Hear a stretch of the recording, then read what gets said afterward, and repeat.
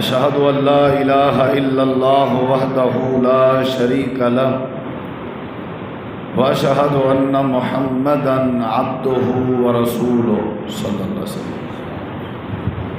اما بعد فإن خیر الحدیث کتاب اللہ وخیر الہدی ہدی محمد صلی اللہ علیہ وسلم وشر الامور محدثاتها وكل محدثة بدعة وكل بدعة ضلالة وكل ضلالة في النار۔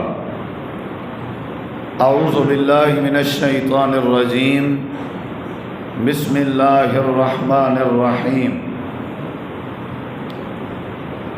محمد الرسول اللہ والذین معہ اشداء علی الکفار رحماء بینہم۔ اللہم صلی علی محمد وعلی آل محمد کما صلیت علی ابراہیم وعلی آل ابراہیم انک حمید مجید۔ اللہم بارک علی محمد وعلی آل محمد کما بارکت علی ابراہیم وعلی آل ابراہیم انک حمید مجید۔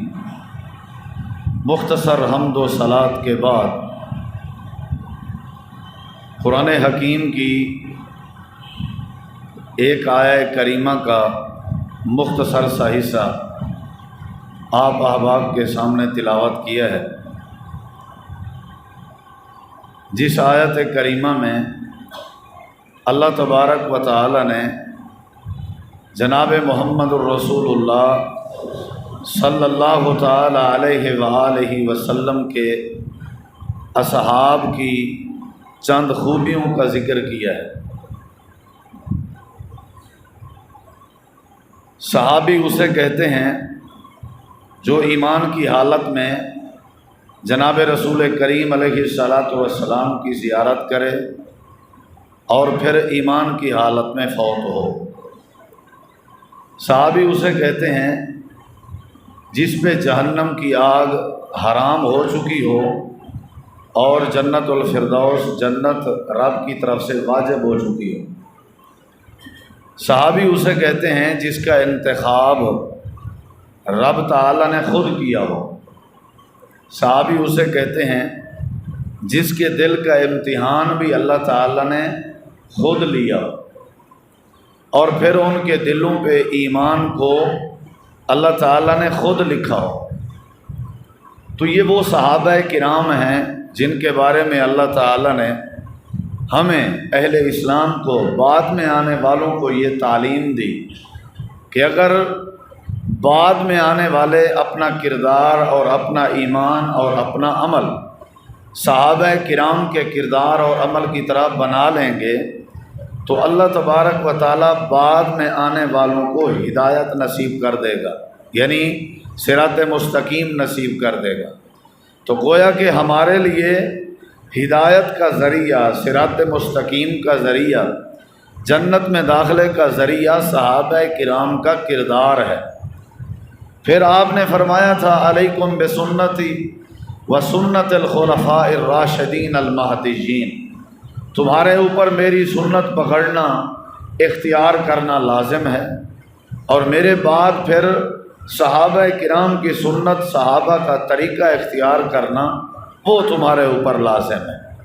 تو یہ ساری چیزیں مد نظر رکھتے ہوئے ہمیں چاہیے کہ ہم اپنا کردار، اپنی زندگی کے اطوار صحابہ کرام کے کردار کی طرح بنا لیں، تو اس میں ہدایت بھی ملے گی، صراط مستقیم کی پہچان نصیب ہوگی، زندگی بھی پاکیزہ ہو جائے گی۔ تو صحابہ کرام کا کردار کیسا تھا؟ قرآن مجید کے ایک مقام پہ اللہ تعالیٰ نے صحابہ کرام کے کردار کے حوالے سے کچھ یوں بیان فرمایا ہے۔ فرمایا انما المؤمنون الذین آمنوا باللہ ورسولہ ثم لم یرتابوا، یہ وہ لوگ تھے کہ جب اللہ تبارک و تعالیٰ پر ایمان لے آتے اور اللہ کے رسول صلی اللہ علیہ وسلم پر ایمان لے آتے، پھر ایمان لانے کے بعد کبھی بھی کسی قسم کا اللہ کی ذات پر اور اللہ کے پیغمبر علیہ الصلوۃ والسلام کی ذات پر شک نہیں کیا کرتے تھے۔ یہ ان کا بہت بڑا مزاج تھا۔ کردار اپنانے سے پہلے ان کا مزاج، ان کا مائنڈ، ان کا عقیدہ، ان کا تصور وہ ذکر کیا گیا ہے کہ وہ شک نہیں کرتے تھے، چاہے برادری انکار کرے، اقرار کرے، چاہے سامنے رسم و رواج آ جائیں، چاہے جتنی تکلیفوں کا سامنا کرنا پڑے۔ جب اللہ پر انہوں نے ایمان کر لیا اور جناب رسول پر انہوں نے ایمان پیدا کر لیا، پھر ان کی صفت یہ تھی کہ وہ شک نہیں کرتے تھے۔ جب بھی کوئی بات آ جاتی اس کو من و عن تسلیم کرتے۔ اب اسی آیت کریمہ کی وضاحت قرآن پاک کے ایک دوسرے حصے میں موجود ہے۔ وہ کیا ہے؟ فرمایا کہ انما کان قول المؤمنین اذا دعوا الی اللہ ورسولہ لیحکم بینہم ان یقولوا سمعنا واطعنا۔ اب وہ شک نہیں کرتے تھے تو پھر کیا کرتے؟ ان کی عادت، ان کی سیرت، ان کا کردار، ان کا مزاج اللہ نے قرآن میں بیان کیا ہے کہ جب بھی ان کو بلایا جاتا اللہ تعالیٰ کی طرف، یعنی اللہ کی بات بتلائی جاتی یا اللہ کے رسول صلی اللہ علیہ وسلم کی بات بتائی جاتی، تو ان کی یہ عادت تھی، سیرت تھی، ان کا یہ کردار تھا کہ کیا کرتے وہ؟ ان یقولوا سمعنا واطعنا، وہ بات کو سنتے پھر فوراً اطاعت کرتے، عمل کرتے۔ اصل میں یہ صحابہ کرام کا کردار ہے کہ جب بھی اللہ کی اور اللہ کے رسول کی بات آتی فوراً اس پہ عمل کرتے، شک نہیں کرتے تھے، اور شک نہ کرتے تو کیا مطلب کیا کرتے؟ وہ فوراً عمل کرتے تھے جب بھی کوئی بات آتی۔ حضرت سیدنا صدیق اکبر رضی اللہ تعالی عنہ کی بیٹی سیدہ صدیقہ کائنات پہ جب الزام کی بات مشہور ہوئی تو جب یہ بات باہر نکلی تو بعد میں پتہ چلا مصطح بن اثاثہ بھی ان لوگوں میں شامل ہے جو لوگ الزام تراشی کرنے والے ہیں۔ تو سیدنا صدیق اکبر رضی اللہ تعالی عنہ مصطح کو غریب سمجھ کے، مستحق سمجھ کے اس کے ساتھ تعاون بھی کیا کرتے تھے اور وہ دور کے رشتہ دار بھی بنتے تھے۔ تو حضرت سیدنا صدیق اکبر رضی اللہ عنہ کو تکلیف ہوئی تو آپ نے قسم اٹھا لی۔ قسم یہ تھی کہ میں آج کے بعد مصطح کے ساتھ تعاون نہیں کروں گا، مصطح نے مجھے دکھ دیا ہے، میں آج کے بعد تعاون نہیں کروں گا، اور قسم اٹھا کے یہ بات ذکر کی کہ میں تعاون نہیں کروں گا۔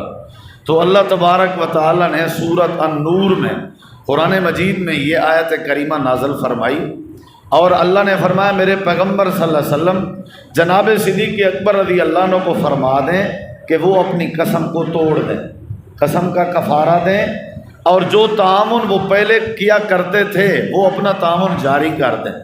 اب حضرت صدیق اکبر رضی اللہ عنہ کا ایک اثر تھا، ایک بھرم تھا برادری میں بھی، علاقے میں بھی، وہ ایک اعلیٰ شخصیت کے مالک تھے۔ اب جب قرآن پاک کی آیت کریمہ سامنے آئی تو پھر کیا کرتے؟ ہماری طرح ٹال مٹول کر دیتے؟ نہیں۔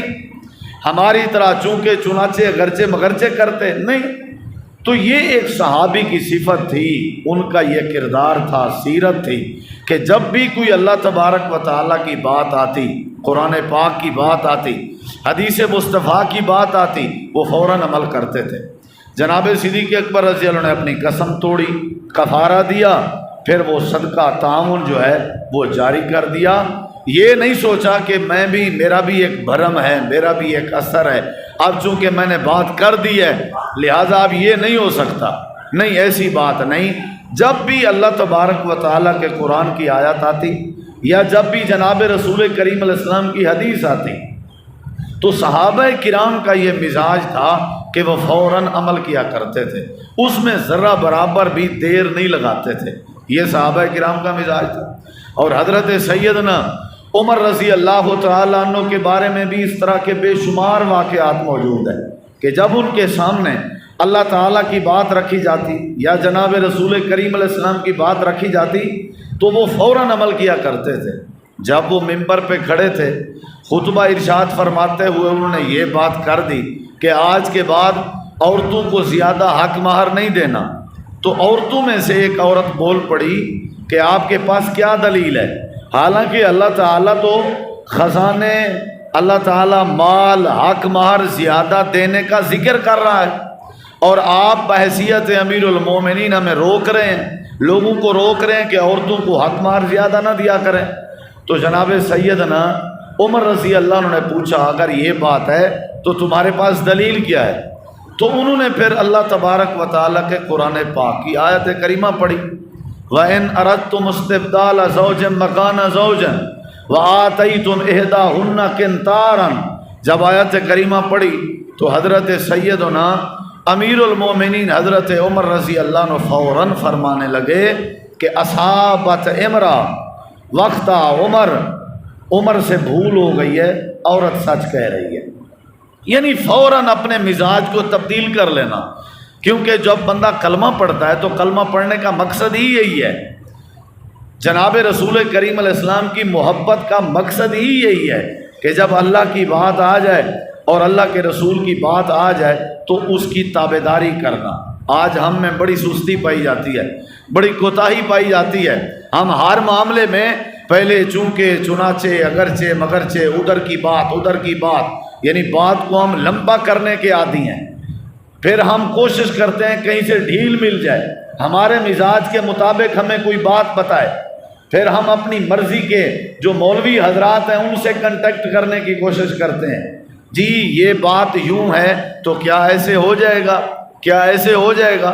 تو ایسی ویسی سوچ رکھنا یہ صحابہ کرام کی سوچ نہیں تھی۔ جب بھی اللہ تبارک و تعالیٰ پہ وہ اللہ کی بات آتی، جناب رسول کریم علیہ السلام کی بات آتی تو وہ فوراً عمل کیا کرتے تھے، اس پہ ذرہ برابر بھی دیر نہیں لگاتے۔ جنگ احد کا منظر آپ دیکھ لیں، جب وہ صحابہ کرام زخمی ہوئے، صحابہ کچھ شہید ہوئے، وہ درے پہ جو ساتھی تعینات تھے ان کی وجہ سے وہ بھی واپس آ گئے، تو نتیجہ یہ نکلا فتح کی ہوئی جنگ شکست میں تبدیل ہو گئی۔ اب 70 صحابہ کرام شہید ہو گئے، نبی کریم علیہ السلام کے دانت مبارک شہید ہو گئے، آپ کا سر مبارک زخمی ہے۔ تو اس حالت میں جو صحابہ کرام بچے ہوئے ہیں وہ بھی زخمی ہیں، زخموں کی حالت میں ہیں۔ تو اس اثنا میں اللہ تبارک و تعالی نے قرآن مجید میں اپنے محبوب کو وحی کے ذریعے بتایا کہ جو مکے کے کافر ہیں وہ مدینہ منورہ پہ چڑھائی کرنے کا ارادہ کر رہے ہیں، حملہ کرنے کا ارادہ رکھتے ہیں۔ تو آگے آپ بتائیے کہ آپ اور آپ کی جماعت کیا ارادہ رکھتے ہیں؟ کیا ان کے حملے کا آپ سر توڑ کا وہ جواب دیں گے؟ یعنی ان کے حملے کے سامنے آپ ڈٹ کے کھڑے ہونے کے لیے تیار ہیں، لڑائی کرنے کے لیے تیار ہیں، مدینہ منورہ کا دفاع کرنے کے لیے تیار ہیں؟ تو حدیث میں آتا ہے اور سورہ آل عمران میں بھی یہ موجود ہے، نبی کریم علیہ السلام خود زخمی حالت میں تھے، آپ کے سر سے خون بہہ رہا تھا، اور آپ نے اسی حالت میں صحابہ کرام کو آواز دی کہ یہ اللہ تعالیٰ کا پیغام آ چکا ہے اور اسی طرح مکے کے کافر مدینہ پہ حملہ کرنا چاہتے ہیں، تو تمہاری کیا رائے ہے؟ تو وہ رائے کیا تھی؟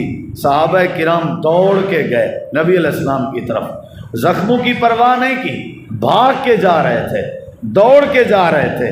تو اللہ تبارک و تعالی نے ان کا نقشہ قرآن میں بیان کیا کہ وہ من بعد ما اصابہم الجرح، یعنی وہ مجروح تھے، زخمی تھے، ان کو زخم لگے ہوئے تھے، ان کے باوجود بھی وہ دوڑتے ہوئے آئے اور انہوں نے آ کر کے کہا ہمیں کوئی پریشانی نہیں، ہمارے ایمان میں اضافہ ہو رہا ہے، ہم مدینے کی چڑھائی پہ ہم مکے والوں کا دفاع کریں گے، اور مدینہ منورہ کا دفاع کرتے ہوئے اگر ہماری جان بھی چلی گئی تو ہم دینے کے لیے تیار ہیں۔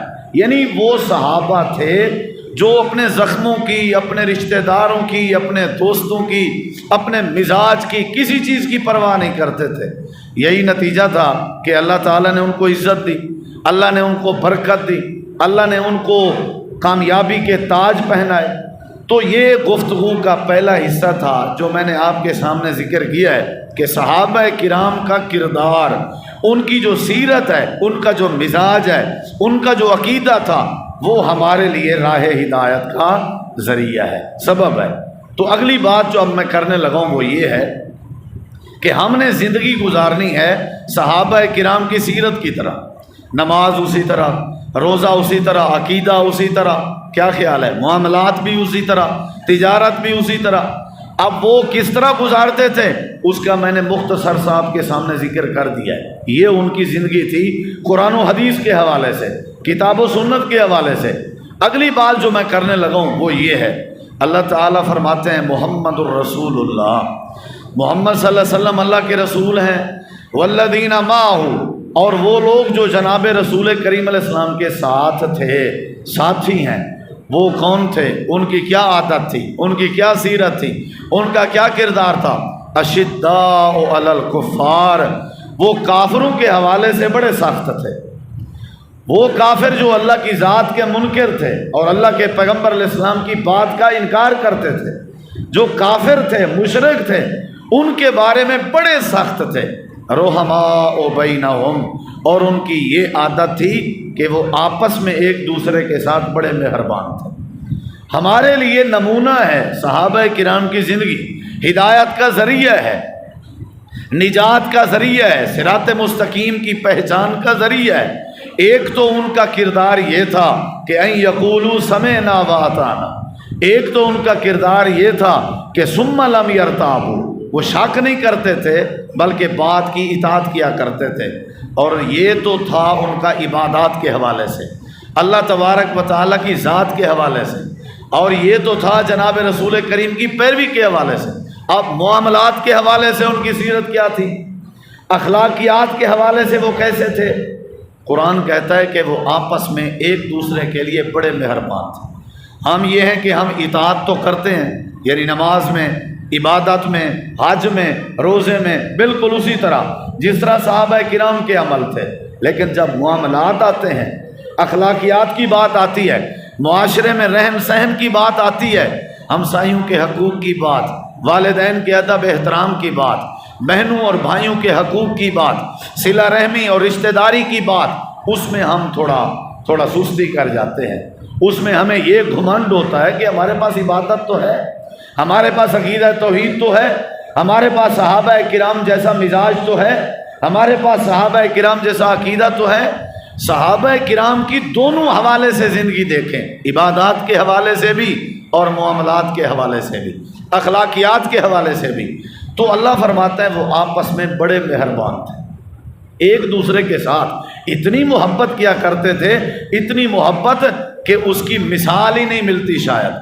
اس کی جناب جب مکہ سے ہجرت کر کے مدینہ منورہ پہنچے، نبی کریم علیہ السلام نے ایک مہاجر اور ایک انصاری کو آپس میں بھائی بھائی بنا دیا.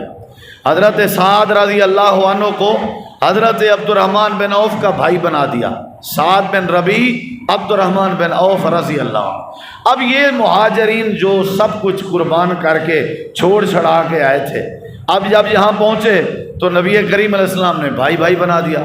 تو حضرت سعد رضی اللہ عنہ کہنے لگے، اے میرے بھائی عبد الرحمن، اے میرے بھائی عبد الرحمن، آج سے تو میرا بھائی، میں بھی تیرا بھائی، اور یہ بھائی چارہ جناب نبی کریم علیہ السلام نے قائم کیا ہے. اب پہلی میری آفر بھائی کے لیے، پہلی میری محبت بھائی کے لیے یہ ہے، پہلی میری شفقت یہ ہے، وہ سیاسی بھائی چارہ نہیں تھا، مصلحت کے تحت نہیں تھا، وہ صحیح معنی بھائی چارہ تھا، حقیقی بھائیوں سے بھی بڑھ کے بھائی چارہ تھا، اور آپس میں بڑی محبت تھی. حضرت سعد رضی اللہ عنہ فرمانے لگے، میرے دو مکان ہیں، ایک مکان میں آپ کو ہبہ کرتا ہوں، اور میری دو شادیاں ہیں، میری دو بیویاں ہیں، ان دو بیویوں میں سے آپ کو جو پسند ہے آپ اشارہ کر دیں، میں اسے طلاق دے دوں گا، اور جب اس کی عدت پوری ہو جائے گی آپ کے ساتھ نکاح کر دیا جائے گا. تو یہ وہ بھائی چارہ ہے ایک دوسرے کی خاطر. یہ صحابہ کرام سے اس کی مثال آ رہی ہے، صحابہ کرام میں یہ بھائی چارہ موجود تھا. آج ہم کسی کو منہ بولا بھائی یا کسی کو بھائی بنانا تو دور کی بات ہے، سگے بھائیوں سے ہمارا وہ پیار نہیں ہے جو ہونا چاہیے تھا. جو معاملت، جو تعامن، جو محبت، جو پیار ہمارا بھائیوں سے ہونا چاہیے تھا وہ نہیں ہے. صحابہ کون تھے؟ رحماء بینہم، وہ آپس میں ایک دوسرے کے بھائی تھے. نبی کریم علیہ الصلوۃ والسلام کے صحابی حضرت عبد الرحمن بن عوف نے جواب دیا، مجھے نہ مکان کی ضرورت ہے، نہ مجھے آپ کی بیوی اور زوجہ کی ضرورت ہے. اللہ آپ کے لیے آسانیاں پیدا کرے اور رحمت کا نزول فرمائے. میں محنت کروں گا، میں محنت کروں گا اللہ میری محنت میں برکت نصیب کر دے گا۔ تو نتیجہ یہ نکلا اگر ادھر سے محبت تھی تو ادھر سے بھی محبت تھی، ایثار بھی تھا، قربانی بھی تھی۔ تو یہ آپس کا جو بھائی چارہ ہے یہ معاشرے کی اصلاح کا ذریعہ ہے۔ یہ جو آپس کا بھائی چارہ ہے یہ صحابہ کرام کی مین خوبی اور صفت ہے، یہ صحابہ کی عادت تھی۔ اس وجہ سے ان کی جو ریاست تھی، ان کا جو علاقہ تھا، ان کا جو وطن تھا وہ پرامن تھا۔ اور پرامن کی وجہ کیا تھی؟ وہ آپس میں بھائی بھائی تھے، محبت کیا کرتے تھے۔ شکل و صورت بنیاد نہیں تھی، دین بنیاد تھا۔ حسب نسب بنیاد نہیں تھا، دین بنیاد تھا۔ تو حضرت عبد الرحمن بن عوف نے محنت کی، پھر اللہ نے اسے رنگ لگایا اور اللہ نے برکت دی۔ تو اسی طرح صحابہ کرام میں آپس کا بڑا بھائی چارہ تھا۔ ہم میں جو کہ اس چیز کی کمی پائی جاتی ہے، عقیدہ تو ہے ہمارے پاس، صحابہ کرام کا عمل بھی ہے ہمارے پاس، ان کا کردار بھی انشاءاللہ ہے ہمارے پاس عبادات کے حوالے سے، لیکن معاملات کے حوالے سے ہماری برادری آڑے آ جاتی ہے، ہماری ضد آڑے آ جاتی ہے، ہمارا جو غصہ ہے وہ آڑے آ جاتا ہے، ہم میں جو میں ہے وہ آگے آ جاتی ہے، جس کی وجہ سے ہمارے معاشرے میں امن نظر نہیں آ رہا۔ یہی عبد الرحمن بن عوف تھے، یہی عبد الرحمن بن عوف ایک دن تھا کہ مدینے کے بہت بڑے تاجر تھے، بہت بڑے تاجر تھے، شاید ان سے بڑھ کے کوئی تاجر نہیں تھا۔ مسجد نبوی میں نماز پڑھی، نماز پڑھ کے باہر جا رہے تھے تو ایک نمازی مسجد میں بیٹھا تھا، وہ بھی نماز پڑھ رہا تھا، تو اس کے کندھے پہ ہاتھ رکھا، سلام پیش کیا اور فرمانے لگے میں اپنی بہن کا رشتہ کرنا چاہتا ہوں، تو کیا خیال ہے آپ میرے بہنوئی بنو گے؟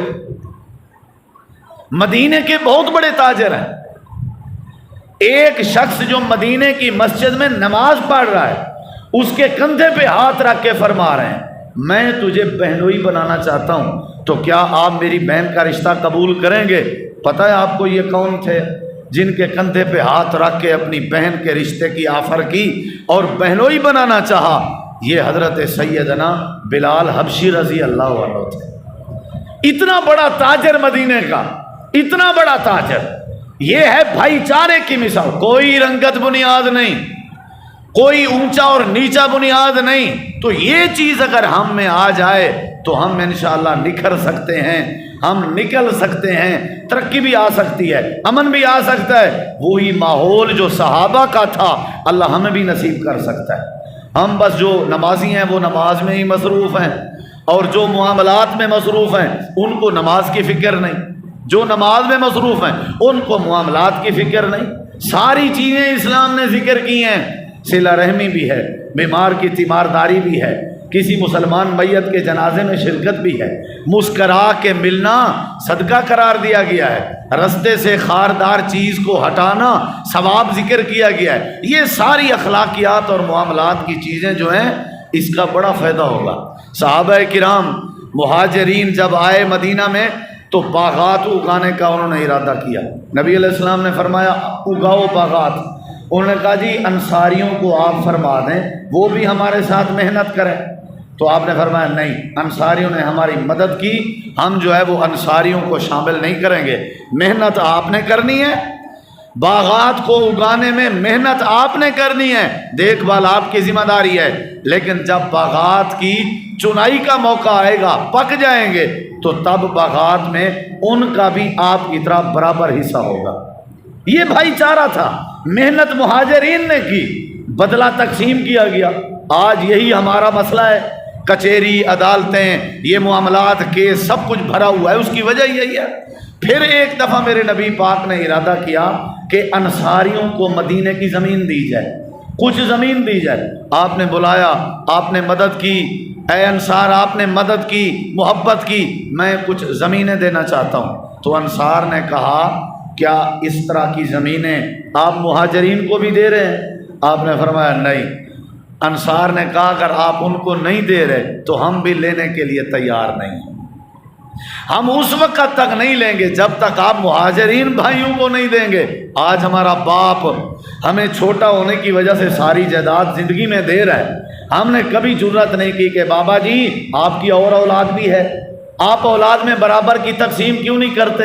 تو حضرات یہ صحابہ کرام کی سیرت تھی، ان کا کردار تھا رحماء بینہم، وہ آپس میں مہربان تھے۔ اور ان کا دوسرا کردار جو میں نے ذکر کیا، وہ اللہ اور اللہ کے رسول کی بات پہ شک نہیں کرتے تھے۔ اور صحابہ کرام کی سیرت کا تیسرا جو سبق میں نے آپ کے سامنے رکھا ہے وہ یہ تھا کہ اللہ اور اللہ کے رسول کی بات پہ فوراً عمل کیا کرتے تھے۔ اللہ ہمیں صحابہ کرام کی سیرت پہ عمل کرنے کی توفیق بخشے۔ وما علینا الا البلاغ المبین۔